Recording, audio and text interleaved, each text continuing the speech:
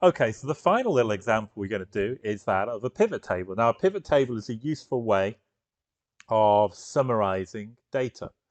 I think pretty much anything you do in a pivot table, you can do with the functions we've already covered this week, but the pivot table is more efficient and it kind of works a little bit like a database query in that it gathers data and it will maybe summarize by certain characteristics. So it's very easy to do. You go insert, and the pivot table is the first thing that you see.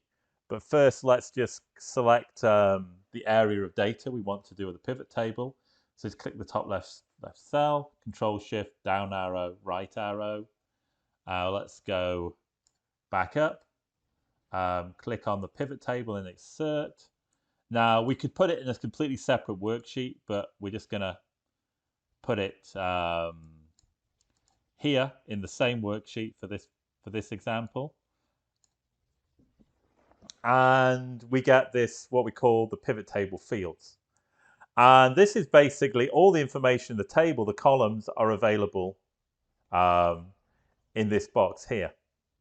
Now the idea is we have to select this information. Basically, what do we want on the summary rows? What do we want in the summary columns? Which values we're going to use? And we can also filter by certain variables. So let's just do a very simple kind of intro example. So what do we want? We want the amount. That's the amount we sold in our little sales database. So click here. So we automatically, we have a choice of, we've got it defaults to the sum. So in total, we sold $18,000 on this particular example. I think this is one day. So on this particular day, we could actually change this. So we've got sum at the moment. I could click it and then click value field settings. I could actually change that, for example, to the average sale. But for the moment, let's just go back and have the sum sale, or the maximum or the minimum, or we could count the number of sales. So if we click count, we can see that we had 472 sales. And if you look down on the database, there were 407, it goes down to 473, so there's 472 sales.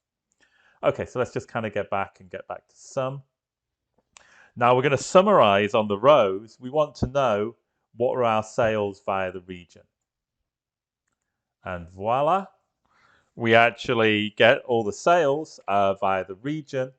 Now, let's just say I actually want, I want to actually format this as in currency. So I just right click, number format, and just change that to currency. So now everything, the table is a currency, which is a little bit nicer. We can actually do by region, and we could actually have product on the columns. So let's just do product on the columns.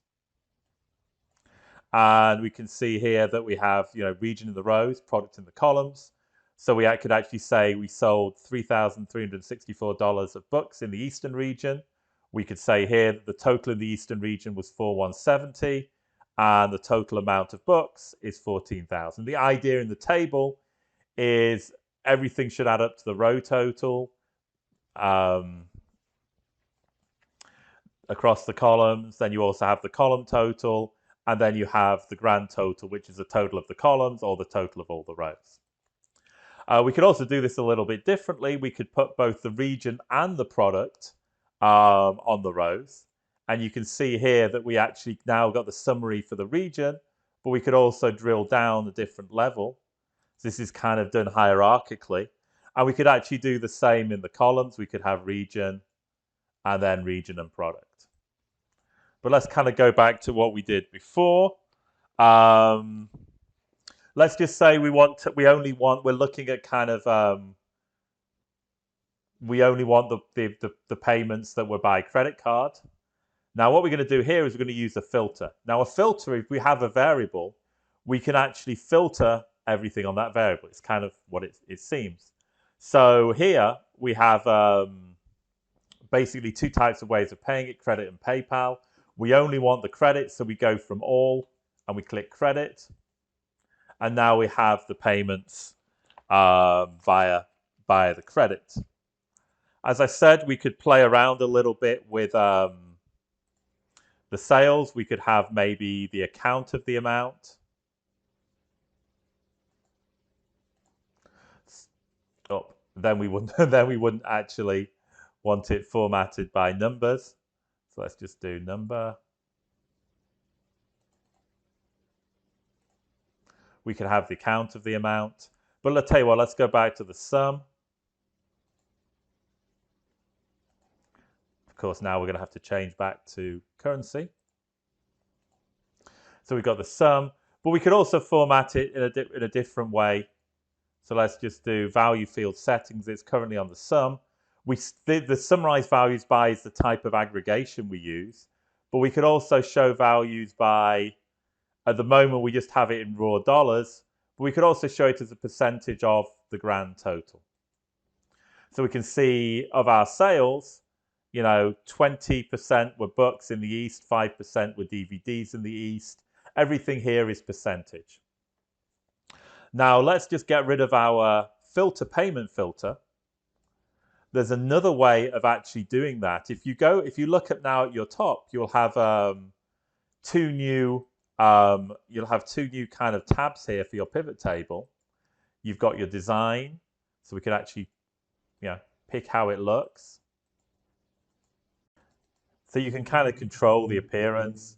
You can actually do it by how you show, the color of the row headers and the column headers. You can mess around with these, whether you want to have banded rows or not. But let's kind of go back to the default blue. We can also pick what kind of subtotals we have and grand totals. So say, for example, I could remove my totals.